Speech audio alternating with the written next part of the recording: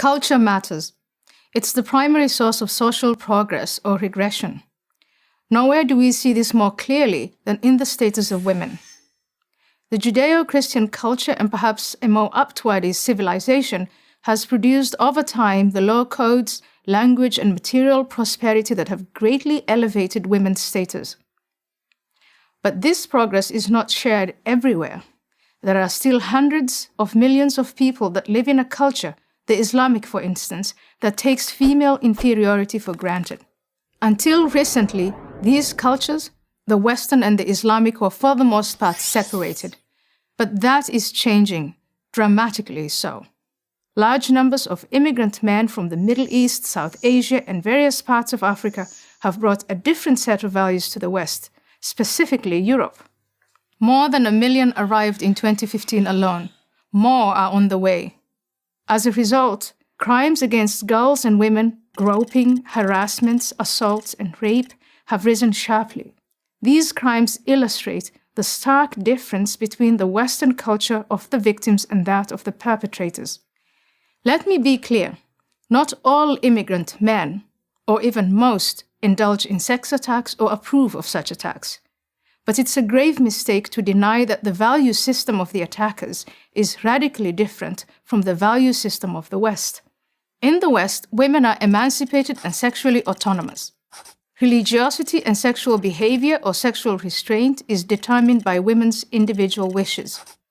The other value system is one in which women are viewed as either commodities, that is, their worth depends on their virginity, or on the level of a prostitute if they're guilty of public immodesty, wearing a short skirt, for example.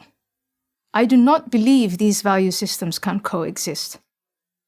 The question is which value system will prevail. Unfortunately, this remains an open question. The current situation in Europe is deeply troubling. Not only are Muslim women within Europe subject to considerable oppression in many ways, such norms now risk spreading to non-Muslim women who face harassment from Muslim men. One would think that Western feminists in the United States and Europe would be very disturbed by this obvious misogyny. But sadly, with few exceptions, this does not appear to be the case. Common among many Western feminists is a type of moral confusion in which women are said to be oppressed everywhere, and that this oppression, in feminist Eve Ensler's words, is exactly the same around the world, in the West, just as in Pakistan, Saudi Arabia, and Iran. To me, this suggests too much moral relativism and an inadequate understanding of Sharia law. It is true that the situation for women in the West is not perfect, but can anyone truly deny that women enjoy greater freedom and opportunities in the United States, France, and Finland than they do in Iran, Pakistan, or Saudi Arabia? Other feminists have also argued that non-Western women do not need saving, and that any suggestion that they need help from Western feminists is insulting and condescending to non-Western women. My perspective is a practical one. Any efforts that help Muslim women, whether they live in the West or under Islamic governments, should be encouraged. Every effort to pressure these governments to change unjust laws should be supported. Western feminists and female Western leaders have a simple choice to make. Either excuse the inexcusable or demand reform in cultures and religious doctrines that continue to oppress women. Nothing illustrates this better than what happened in Cologne, Germany on New Year's Eve 2015. That night, during the city's traditional celebrations, numerous German women, 467 at the last count, reported being sexually harassed or assaulted by men of North African and Arab origin. Within 2 months, 73 suspects had been identified, most of them from North Africa. 12 of them have been linked to sexual crimes. Yet, in response to the attacks, Cologne's feminist mayor Henriette Reker issued an arm's-length guideline to women.